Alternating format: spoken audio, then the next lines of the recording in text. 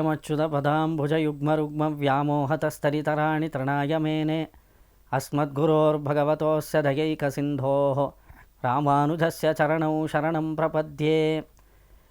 व्यासं वसिष्ठनप्तारं शक्तेः पौत्रमकल्मषं पराशरात्मजं वन्दे शुकतातं तपोनिधिं कृष्णाय वासुदेवाय हरये परमात्मने प्रणतक्लेशनाशाय गोविन्दाय नमो नमः।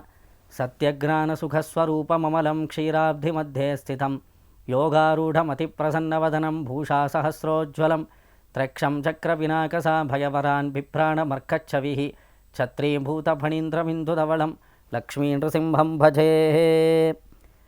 ಶ್ರೀಯಪದಿಯಾದ ಶ್ರೀಮನ್ನಾರಾಯಣನ ಅನುಗ್ರಹ ವಿಶೇಷದಿಂದ ಶ್ರೀ ಶಂಕರವಾಹಿನಿ ಮೂಲಕವಾಗಿ ವಿಷ್ಣು ಸಹಸ್ರನಾಮದ ಅರ್ಥಾನುಸಂಧಾನವನ್ನು ಮಾಡುವ ಪ್ರಯತ್ನದಲ್ಲಿ ನಾವು ತೊಡಗಿದ್ದೇವೆ. ವಾಹಿನಿಯ ಮೂಲಕ ವೀಕ್ಷಣೆ ಮಾಡ್ತಾ ಇರುವಂತಹ ಎಲ್ಲ ಭಕ್ತರಿಗೂ ಅನೇಕ ಕೋಟಿ ಪ್ರಣಾಮಗಳನ್ನು ಈ ಮೂಲಕ ಸಲ್ಲಿಸುತ್ತಾ, ವಿಷ್ಣು ಸಹಸ್ರನಾಮದ ಕ್ರಮದಲ್ಲಿ 21ನೇ ಶ್ರೀನಾಮವಾಗಿರುವಂತಹ ನಾರಸಿಂಹ ವಪುಷೇ ನಮಃ ಎಂಬ ಶ್ರೀನಾಮಕ್ಕೆ ಅರ್ಥವಿಶೇಷವನ್ನು ತಿಳಿಯುವ ಪ್ರಯತ್ನ ಮಾಡೋಣ. ಈ ಶಬ್ದ ನಮಗೇನು ತಿಳಿಸ್ಕೊಡತ್ತೆ? ನಾರಸಿಂಹ ವಪುಷೇ ನಮಃ. ಇಲ್ಲಿ ನರಸಿಂಹನನ್ನು ಸ್ತೋತ್ರ ಮಾಡಿದ್ದಾರೆ ವಿಷ್ಣು ಸಹಸ್ರನಾಮದಲ್ಲಿ. ನರಸಿಂಹ ಯಾರು?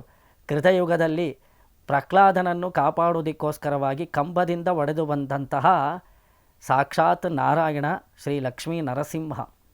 ಭಕ್ತಸ್ಯ ದಾನವಶಿಶೋ ಪರಿಪಾಲನಾಯ ಭದ್ರಾಂ ನೃಸಿಂಹ ಕುಹನಾಂ ಅಧಿಜಗ್ಮುಷಸ್ತೆ ಎಂದು ಸ್ವಾಮಿ ವೇದಾಂತ ದೇಶಿಕರು ನರಸಿಂಹಾವತಾರವನ್ನು ಮಂಗಳಾಶಾಸನ ಮಾಡ್ತಾರೆ. ಕೃತಯುಗದಲ್ಲಿ ಹಿರಣ್ಯಕಶಿಪು ಎಂಬ ಮಹಾ ಅಸುರ, ಅವನ ಮನೆಯಲ್ಲೇ ಅವತಾರ ಮಾಡಿದಂಥವನು ಪ್ರಹ್ಲಾದ. ಅವರಿಬ್ಬರ ನಡುವೆ ಚಕಮಕಿ ಏರ್ಪಡತ್ತೆ. ಒಬ್ಬ ಆಸ್ತಿಕವಾದ ಮಾಡ್ತಾನೆ, ಮತ್ತೊಬ್ಬ ನಾಸ್ತಿಕವಾದ ಮಾಡ್ತಾನೆ. ತನ್ನ ದೃಷ್ಟಿಯಲ್ಲಿ ಭಗವಂತನೆಂಬ ವಸ್ತುವೇ ಇಲ್ಲ ಎಂಬುದು ಹಿರಣ್ಯಕಶಿಪು ವಾದ. ಕಂಡ ಕಡೆಯಲ್ಲೆಲ್ಲ ಪರಮಾತ್ಮನೇ ನೆಲೆಸಿದ್ದಾನೆ ಎಂಬುದು ಪ್ರಹ್ಲಾದನ ವಾದ. ಇದೇ ಉಪನಿಷತ್ತುಗಳ ಸಾರ.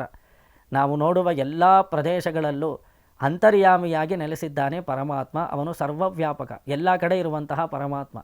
ಆದರೆ ಹಿರಣ್ಯಕಶಿಪು ಭಗವಂತನಿಗೆ ಒಂದು ರೂಪವಿದೆ ಎಂದು ಭಾವಿಸಿದ್ದಾನೆ. ಆದರೆ ಪ್ರಹ್ಲಾದ ಎಲ್ಲ ರೂಪವೂ ಭಗವಂತನ ಸ್ವರೂಪವೇ ಎಂಬುದು ಪ್ರಹ್ಲಾದನ ವಾದ. ಕಿಂ ಸ್ತಂಭೇನ ದೃಶ್ಯತೆ, ಈ ಕಂಬದಲ್ಲಿ ಏಕೆ ನಿನ್ನ ಭಗವಂತ ಕಾಣಿಸುತ್ತಿಲ್ಲ ಎಂದು ಪ್ರಶ್ನೆ ಮಾಡಿದಾಗ ಆಗ ಪ್ರಹ್ಲಾದ ಹೇಳ್ತಾನೆ, ಕಂಬದಲ್ಲಿ ಪರಮಾತ್ಮ ನೆಲೆಸಿದ್ದಾನೆ ತಂದೆ ಎಂದು ನನಗೆ ಪ್ರತ್ಯಕ್ಷವಾಗಿ ಕಾಣಿಸ್ತಾ ಇದ್ದಾನಲ್ಲ ಎಂದು ಹೇಳಿದ ತಕ್ಷಣ ಸತ್ಯಂ ವಿಧಾತುಂ ನಿಜಭೃತ್ಯ ಭಾಷಿತಂ ವ್ಯಾಪ್ತಿಂ ಚ ಭೂತೇಶ್ವಖಿಲೇಶು ಚಾತ್ಮನಃ ಎಂದು ಹೇಳಿ ಈ ಕಂಬವನ್ನು ಬಡೆಯುತ್ತೇನೆ, ಇದರೊಳಗಡೆ ನಿನ್ನ ಪರಮಾತ್ಮ ಕಾಣಿಸದೆ ಹೋದರೆ ನಿನ್ನನ್ನು ಖಂಡ ತುಂಡವಾಗಿ ತುಂಡರಿಸಿ ನಿನ್ನನ್ನು ಕತ್ತರಿಸಿ ಬಿಡುತ್ತೇನೆ ಎಂದು ಗರ್ಜಿಸಿದ ಹಿರಣ್ಯಕಶಿಪು ಕಂಬಕ್ಕೆ ಮುಷ್ಟಿ ಪ್ರಹಾರವನ್ನು ಮಾಡಲು ಅದರಿಂದ ವಿಶೇಷ ಸ್ವರೂಪದಲ್ಲಿ ನರಸಿಂಹಸ್ವಾಮಿಯ ಪ್ರಾದುರ್ಭಾವ ಆಗತ್ತೆ. ಸತ್ಯಂ ವಿಧಾತುಂ ನಿಜಭೃತ್ಯ ಭಾಷಿತಂ. ಸತ್ಯಂ ವಿಧಾತುಂ ಅಂದರೆ ನಿಜಭೃತ್ಯನಾದ ನಿಷ್ಕಲ್ಮಶವಾದ ಮನಸ್ಸಿನಲ್ಲಿ ಸದಾಕಾಲ ಪರಮಾತ್ಮನನ್ನೇ ಚಿಂತನೆ ಮಾಡುವಂತಹ ಪವಿತ್ರವಾದ ಮನಸ್ಸಿನ ಮೂಲಕ ಇಲ್ಲಿದ್ದಾನೆ ಭಗವಂತ ಎಂದು ತೋರಿಸಿದ ಬಾಲಕ ಯಾವುದು? ಪ್ರಹ್ಲಾದ. ಇವನ ಮಾತನ್ನು ಸತ್ಯಗೊಳಿಸುವುದಕ್ಕೋಸ್ಕರವಾಗಿ, ಮಕ್ಕಳು ಯಾವತ್ತೂ ಸುಳ್ಳಾಡೋದಿಲ್ಲ ನೋಡಿ, ಅವರು ಸತ್ಯವನ್ನೇ ಹೇಳತ್ತೆ. ಅದು ಕಂಡುಬಿಟ್ಟು ಇಲ್ಲಿ ಕಾಣಿಸ್ತಾ ಇದೆ ತಂದೆ ಅಂತ ಹೇಳಿತು, ಆದರೆ ಪ್ರಪಂಚ ಅದು ತಿಳ್ಕೊಳ್ಬೇಕಲ್ಲ. ಈ ಮಗುವಿನ ಮಾತು ಸತ್ಯವಾಗಬೇಕಾದ್ರೆ ಪ್ರಪಂಚಗಳಿಗೂ ನಾವು ಕಾಣಿಸಿಕೊಳ್ಳಬೇಕು, ಪ್ರಪಂಚದ ಎಲ್ಲರಿಗೂ ನಾನು ಕಾಣಿಸಿಕೊಳ್ಳಬೇಕು ಎಂದು ಭಾವಿಸಿದ ಪರಮಾತ್ಮನು ಮಗುವಿನ ದೃಷ್ಟಿಯಲ್ಲಿ ಸಾಕ್ಷಾತ್ತಾಗಿದ್ದಾನೆ ದೇವರು. ಆದರೆ ಮಗು ಹೇಳೋದು ಸತ್ಯ ಎಂದು ನಮಗೆ ನಿರ್ಧಾರವಾಗಬೇಕಾದ್ರೆ ಎಲ್ಲರ ಕಣ್ಣಿಗೂ ಕಾಣಿಸ್ಬೇಕಲ್ಲ ದೇವರು. ಅದಕ್ಕೋಸ್ಕರ ಸತ್ಯಂ ವಿಧಾತುಂ ನಿಜಭೃತ್ಯ ಭಾಷಿತಂ ವ್ಯಾಪ್ತಿಂಚ, ಎಲ್ಲ ಕಡೆ ವ್ಯಾಪಕವಾಗಿರುವಂತಹ ನರಸಿಂಹಸ್ವಾಮಿಯು ಅದೃಶ್ಯತಾಧ್ಯತ್ವದ ರೂಪಮುದ್ವಹನ್ ಸ್ತಂಭೆ ಸಭಾಯಾಂ ನ ಮೃಗಂ ನ ಮಾನುಷಂ. ಈ ಸ್ತಂಭದಲ್ಲಿ, ಸಭೆಯ ಸ್ತಂಭದಲ್ಲಿ ನ ಮೃಗಂ, ಮೃಗವಲ್ಲದ ಮನುಷ್ಯನಲ್ಲದ ಒಂದು ವಿಚಿತ್ರವಾದ ಆಕೃತಿಯಲ್ಲಿ ಬಂದು ಅತ್ಯದ್ಭುತವಾಗಿ ದರ್ಶನವನ್ನು ಕೊಡುತ್ತಿದ್ದಾನೆ ಎಂದು ಈ ನರಸಿಂಹಾವತಾರದ ಘಟ್ಟವನ್ನು ಶ್ರೀಮದ್ ಭಾಗವತ ನಮಗೆ ವರ್ಣನೆ ಮಾಡುತ್ತೆ. ಇಲ್ಲಿ ಅತ್ಯದ್ಭುತ ರೂಪ ಉದ್ವಹನ್ನೇ, ಅತ್ಯದ್ಭುತವಾದ ರೂಪ. ಕೃಷ್ಣಾವತಾರವನ್ನು ವರ್ಣಿಸಬೇಕಾದ್ರೆ ತಮದ್ಭುತಂ ಎಂದು ಅದ್ಭುತ ಶಬ್ದವನ್ನು ಪ್ರಯೋಗ ಮಾಡುತ್ತೆ ಶ್ರೀಮದ್ ಭಾಗವತ. ನರಸಿಂಹಾವತಾರವನ್ನು ಅತ್ಯದ್ಭುತಂ ಎಂದು ಕೊಂಡಾಡುತ್ತೆ. ಆ ರೀತಿ ಅತ್ಯದ್ಭುತವಾಗಿ ನರವಲ್ಲದ ಮೃಗವಲ್ಲದ ಒಂದು ಸ್ವರೂಪದಲ್ಲಿ ದೇವರು ಆವಿರ್ಭವಿಸ್ತಾನೆ. ಇದಕ್ಕೊಂದು ಕಾರಣ ಇದೆ. ಹಿರಣ್ಯಕಶಿಪು ಘೋರವಾದ ತಪಸ್ಸನ್ನು ಮಾಡಿದ ಬ್ರಹ್ಮದೇವರನ್ನು ಕುರಿತು. ಆಗ ಬ್ರಹ್ಮದೇವರು ವರಕ್ಕೆ ಏನು ವರ ಬೇಕು ಎಂದು ಕೇಳಿದಾಗ ಹಿರಣ್ಯಕಶಿಪು ಪ್ರಾರ್ಥನೆ ಮಾಡಿಕೊಳ್ತಾನೆ, ಮನೆಯ ಒಳಗಡೆ ಅಲ್ಲದ, ಮನೆಯ ಹೊರಗಡೆ ಅಲ್ಲದೆ, ಒಳಗಲ್ಲದೆ ಹೊರಗಲ್ಲದೆ, ನನಗೆ ಮನುಷ್ಯರಲ್ಲದೆ ಮೃಗವಲ್ಲದೆ ಯಾರಿಂದಲೂ ನಮಗೆ ಮರಣ ಬಾರದಂತೆ, ಅಲ್ಲಿ ಹಗಲಲ್ಲಾಗಲಿ ಇರುಳಲ್ಲಾಗಲಿ ಮನೆಯ ಒಳಗಾಗಲಿ ಹೊರಗಾಗಲಿ ಕ್ರಿಮಿಕೀಟಗಳಿಂದಾಗಲಿ ಅಸ್ತ್ರಶಸ್ತ್ರಗಳಿಂದಾಗಲಿ ಯಾವುದೇ ಮನುಷ್ಯರಿಂದಾಗಲಿ ದೇವತೆಗಳಿಂದಾಗಲಿ ಯಾರಿಂದಾಗಲಿ ನನಗೆ ಮರಣವೇ ಬಾರದಂತೆ ವರವನ್ನು ನೀಡಬೇಕು ಎಂದು, ಅದರಲ್ಲೂ ನೀನು ಸೃಷ್ಟಿ ಮಾಡಿದಂತಹ ಅಂದರೆ ಬ್ರಹ್ಮದೇವರು ಸೃಷ್ಟಿ ಮಾಡಿದಂತಹ ಯಾವುದೇ ವಸ್ತುವಿನಿಂದಲೂ ನಮಗೆ ಮರಣ ಬಾರದೆಂದು ಅವನು ವರ ಪ್ರಾರ್ಥನೆ ಮಾಡಿಕೊಂಡಾಗ ಹಿರಣ್ಯಕಶಿಪು ಬ್ರಹ್ಮದೇವರು ತಥಾಸ್ತು ಎಂದು ವರ ಕೊಟ್ಟಿರ್ತಾರೆ. ಆದರೆ ಬ್ರಹ್ಮ ಸೃಷ್ಟಿ ಮಾಡೋದು, ಬ್ರಹ್ಮನನ್ನೇ ಸೃಷ್ಟಿ ಮಾಡುವಂತಹ ಪರಮಾತ್ಮ ಒಬ್ಬ ಇದ್ದಾನಲ್ಲ, ಆದ್ದರಿಂದ ಇವಾಗ ತಥಾಸ್ತು ಅಂತ ವರ ಕೊಟ್ಬಿಟ್ಟಿದ್ದಾನೆ ಬ್ರಹ್ಮ. ಆದರೆ ಅವನ ವರವನ್ನು ಆ ವರ ಏನು ಕೊಟ್ಟಿದ್ದಾನೋ ಅದಕ್ಕೆ ವಿರೋಧವನ್ನು ವ್ಯಕ್ತಪಡಿಸದೆ ಒಂದು ನರವಲ್ಲದ ಒಂದು ಮನುಷ್ಯನಲ್ಲದ ಮನುಷ್ಯ ಶರೀರದಲ್ಲಿದ್ದು ಮೃಗದ ಮೊರೆಯನ್ನು ಧರಿಸಿ ನರಸಿಂಹಸ್ವಾಮಿ ಬ್ರಹ್ಮದೇವರ ಮಾತನ್ನು ಕೂಡ ಸತ್ಯಗೊಳಿಸೋದಕ್ಕೋಸ್ಕರ, ಅವನ ವರವನ್ನು ಸತ್ಯಗೊಳಿಸೋದಕ್ಕೋಸ್ಕರ ಮನೆಯ ಒಳಗಲ್ಲದೆ ಹೊರಗಲ್ಲದೆ ಹೊಸಲಿನ ಮೇಲೆ ಹಗಲಲ್ಲದೆ ಇರುಳಲ್ಲದೆ ಸಂಜೆಯ ವೇಳೆ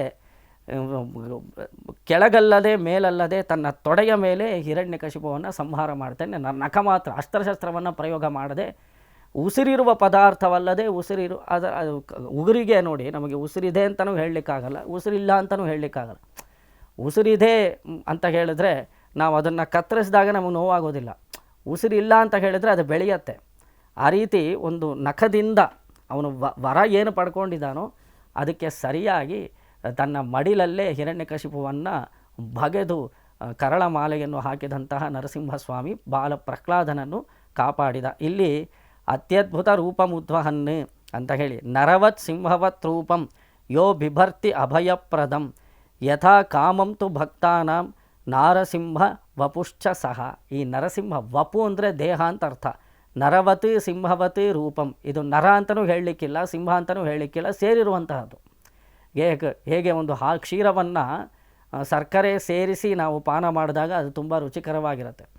ಬರೀ ಕ್ಷೀರವನ್ನು ಕುಡಿದ್ರೆ ಸ್ವಾರಸ್ಯವಾಗಿರೋದಿಲ್ಲ, ಬರೀ ಸಕ್ಕರೆ ತಿಂದರೆ ಅದು ಕಾಯಿಲೆ ಕೂಡ ಬರೋ ಸಾಧ್ಯತೆ ಇದೆ. ಬರೀ ಸಕ್ಕರೆ ಚೆನ್ನಾಗಿರೋದಿಲ್ಲ, ಹಾಲು ಸಕ್ಕರೆ ಎರಡನ್ನೂ ಸೇರಿಸಿ ನಾವು ಪಾನ ಮಾಡಿದ್ರೆ ಎಷ್ಟು ನಮಗದು ರುಚಿಯಾಗಿರುತ್ತೋ ಆ ರೀತಿ ನರ ಶರೀರ ಸಿಂಹದ ಮೊರೆ ಎರಡನ್ನೂ ಸೇರಿಸಿ ಭಗವಂತ ಅಭಯಪ್ರದಂ ಯಾವ ರೀತಿ ಬೇಕಿದ್ದರೂ ಆವಿರ್ಭವಿಸಬಹುದು ಎಂಬುದನ್ನು ತೋರಿಸ್ಕೊಡ್ತಾನೆ.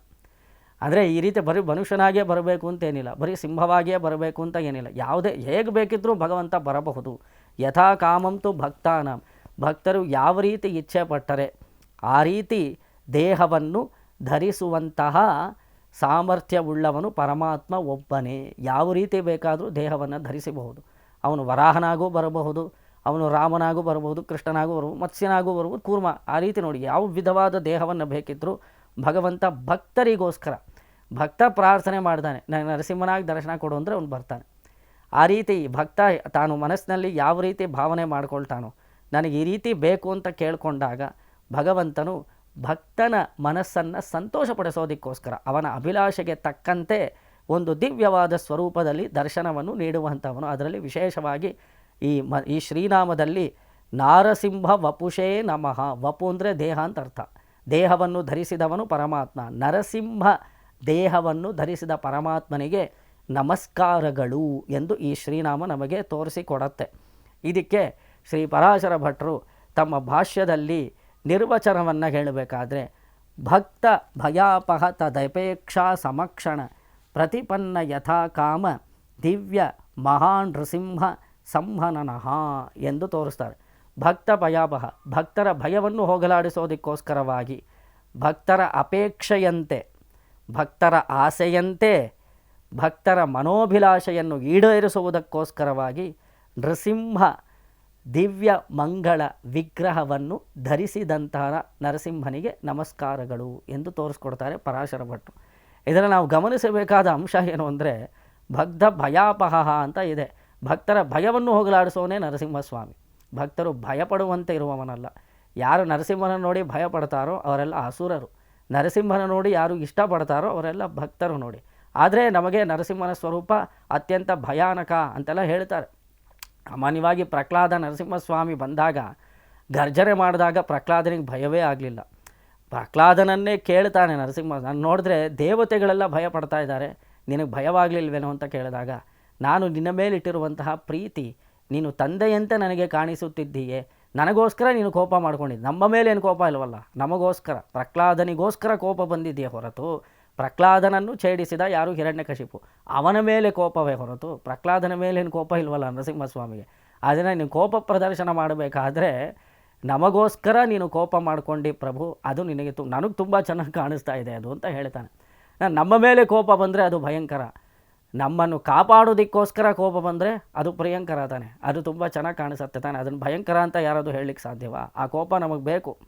ನಮ್ಮನ್ನು ಆಧರಿಸಿ ನಮಗೆ ಯಾರ್ಯಾರು ತೊಂದರೆ ಕೊಡ್ತಾರೋ ಅವ್ರ ವಿಷಯದಲ್ಲಿ ದೇವರು ಕೋಪ ಮಾಡಿಕೊಂಡ ಅಂತ ಇಟ್ಕೊಳ್ಳಿ, ನಮಗದು ತುಂಬ ಚೆನ್ನಾಗಿ ಕಾಣಿಸುತ್ತೆ. ಆ ಕೋಪ ನಮಗೆ ಬರಬೇಕು ದೇವರಿಗೆ ಅಂತಲೇ ನಾವು ಪ್ರಾರ್ಥನೆ ಮಾಡ್ತೀವಿ. ಆದರೆ ನಮಗೆ ಯಾರ್ಯಾರೋ ಎಷ್ಟೋ ಥರ ತೊಂದರೆ ಕೊಡ್ತಾ ಇರ್ತಾರೆ, ಅವನು ದೇವ್ರ ಕೋಪವೇ ಬರದೇ ಹೋದರೆ ನಮ್ಮ ಗತಿ ಏನಾಗುತ್ತೆ ನೋಡಿ. ದೇವ್ರ ಕೋಪ ಬರಬೇಕು, ನಮ್ಮನ್ನು ಹಿಂಸಿಸುವವರಿಗೆ ಅವನು ಹಿಂಸೆಯನ್ನು ಕೊಡಬೇಕು, ಆಗಲೇ ತಾನೇ ನಾವು ಸಂರಕ್ಷಿಸಲ್ಪಡುತ್ತೇವೆ. ಆದರೆ ಇಲ್ಲಿ ಪ್ರಹ್ಲಾದ ತುಂಬ ವಿಶೇಷವಾಗಿ ಆ ಕೋಪಕ್ಕೆ ಮಂಗಳಾಶಾಸನ ಮಾಡ್ತಾನೆ, ಕೋಪವನ್ನು ತುಂಬ ಅನುಭವಿಸ್ತಾನೆ ಪ್ರಹ್ಲಾದ. ಆದ್ದರಿಂದ ಭಕ್ತರ ಭಯವನ್ನು ಹೋಗಲಾಡಿಸುವವನೇ ನರಸಿಂಹಸ್ವಾಮಿ. ತುಂಬ ಜನ ಭಕ್ತರು ಬಂದು ನಮ್ಮ ಹತ್ರ ಕೇಳಿದ್ದಾರೆ, ನರಸಿಂಹದೇವರ ಚಿತ್ರವನ್ನು ಮನೆಯಲ್ಲಿ ಇಟ್ಕೊಳ್ಬಹುದಾ? ತುಂಬ ಭಯಂಕರರಾಗಿದ್ದಾರಲ್ಲ ನರಸಿಂಹಸ್ವಾಮಿ, ಅವ್ರನ್ನೇನಾದರೂ ನಮ್ಮನ್ನು ಬಗೆದು ಬಿಡ್ತಾರ, ನೋಡಿದ್ರೇ ಭಯವಾಗತ್ತಲ್ಲ ಅಂತ ಹೇಳಿದ್ರೆ, ಅವರು ನಿಮ್ಮ ಭಯವನ್ನು ಹೋಗಲಾಡಿಸೋದಕ್ಕೋಸ್ಕರ ಆ ರೀತಿ ಸ್ವರೂಪದಲ್ಲಿದ್ದಾರೆ ಹೊರತು ನಮ್ಮನ್ನು ಭಯ ಹುಡಿಸೋ ಉದ್ದೇಶ ಅವರಿಗಿಲ್ಲ. ಭಯವನ್ನು ಹೋಗಲಾಡಿಸುವಂತಹ ಉದ್ದೇಶವೇ. ಭಯೋತ್ಪಾದಕರು ಬೇರೆ, ಆದರೆ ನರಸಿಂಹಸ್ವಾಮಿ ನೋಡಿ ಭಯವನ್ನು ಹೋಗಲಾಡಿಸೋದಕ್ಕೋಸ್ಕರ ಸಿಂಹದ ಮೊರೆ. ಆದ್ದರಿಂದ ನಾವು ಖಂಡಿತವಾಗಲೂ ಮನೆಯಲ್ಲಿ ನರಸಿಂಹದೇವರ ಚಿತ್ರವನ್ನು ಇಟ್ಕೊಳ್ಳಬಹುದು. ಅವ್ರು ನಮ್ಮ ಮೇಲೆ ಯಾವಾಗ ಕೋಪ ಮಾಡ್ಕೊಳ್ತಾರೆ ಅಂದರೆ ನಾವು ವಿರುದ್ಧವಾಗಿ ನಡ್ಕೊಂಡಾಗ್ತಾನೆ, ನಾವು ಧರ್ಮಕ್ಕೆ ವಿರುದ್ಧವಾಗಿ, ಭಕ್ತರಿಗೆ ವಿರುದ್ಧವಾಗಿ ನಾವು ಮತ್ತೊಬ್ಬರನ್ನು ಹಿಂಸಿಸಬೇಕು, ನಾವು ಎಲ್ಲ ಬಿಟ್ಟು ದೇವರ ಮನಸ್ಸನ್ನೇ ನೋವಿಸೋದಕ್ಕೋಸ್ಕರ ಹೊರಟ್ರೆ, ಭಕ್ತರ ಮನಸ್ಸನ್ನು ನೋವಿಸೋದಕ್ಕೋಸ್ಕರ ಹೊರಟ್ರೆ ನಮ್ಮ ವಿಷಯದಲ್ಲಿ ದೇವರು ಕೋಪ ಬರುತ್ತೆ. ಆದರೆ ವಾಸ್ತವಿಕವಾಗಿ ನರಸಿಂಹಸ್ವಾಮಿ ಆ ರೀತಿ ಅಲ್ಲ, ಮನಸ್ಸಿನಲ್ಲಿ ತುಂಬ ಕರುಣೆಯೇ ಇರುತ್ತೆ, ಕಣ್ಣಲ್ಲೂ ಕರುಣೆ ಇರುತ್ತೆ, ಭಕ್ತರನ್ನು ಸಂರಕ್ಷಣೆ ಮಾಡುವುದರಲ್ಲಿ ಒಂದು ಆದರತೆ ಇರುತ್ತೆ, ಒಂದು ಮಮತೆ ಇರುತ್ತೆ, ಭಕ್ತರ ವಿಷಯದಲ್ಲಿ ತುಂಬ ಪ್ರೀತಿಯಿಂದ ನಡೆದುಕೊಳ್ಳುವನು ನರಸಿಂಹಸ್ವಾಮಿ. ಆದ್ದರಿಂದ ಅಂತಹ ನರಸಿಂಹನನ್ನು ಕಂಡು ಭಯಪಡಬೇಕಾದ ಅಗತ್ಯವಿಲ್ಲ ಎಂಬುದು ನಮಗೆ ಈ ಮೂಲಕ ತಿಳಿಯಬಹುದಾಗಿದೆ.